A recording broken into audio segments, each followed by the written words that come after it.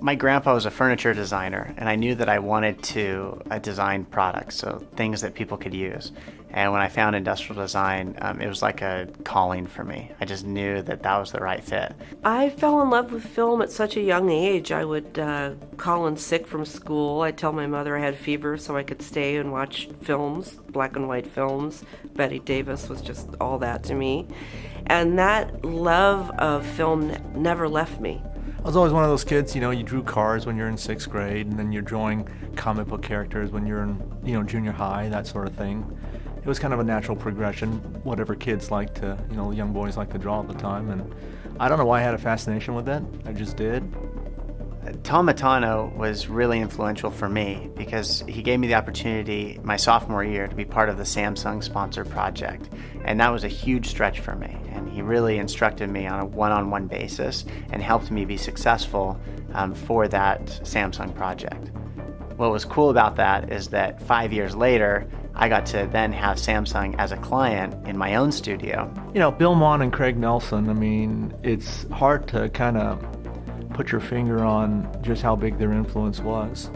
Not only were they, excellent instructors in the sense that they knew their stuff so well, the art principles, but they were so interested in helping you and in making sure that you got better. When I found that I was in love with the medium of film and that it was a very powerful medium with which to get messages out to vast amounts of people, I decided that for every commercial project I did, I needed to do one that would be a nonprofit project that would benefit the community.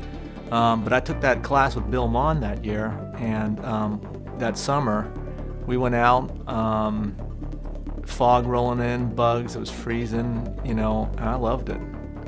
I just loved it. And from that point on, it was like a fork in the road. I just went that direction, and I've done landscape. That was probably, 20 years ago. And I've been doing landscape painting ever since. I'm living the dream right now. I get to make films about really important subjects, and I get to meet incredible people like everyone here and everyone who lives their life through passion.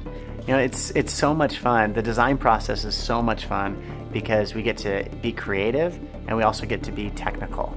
And so we get to sketch and be designers and be artists, but then we also get to take an idea, a thought in our head, put it down on paper, put it into the computer, send it over to manufacturing, and actually receive the product that we designed and get to interact with it. That old adage where practice makes perfect, but I think it's perfect practice makes perfect. You can practice the wrong thing for a long time, and it just kind of you don't get very far in terms of developing your craft. One of the tools that this college has given me is the ability to defend my thinking. It helps me to present my ideas. It taught me to be confident about my ideas and how to go out and sell my creative thinking. Teaching is one of the most fantastic things I think a person can do for their own craft, because you're able to see the students, you're able to help them, go through the process with them, and it just energizes you in your own work. Think about the products that you love.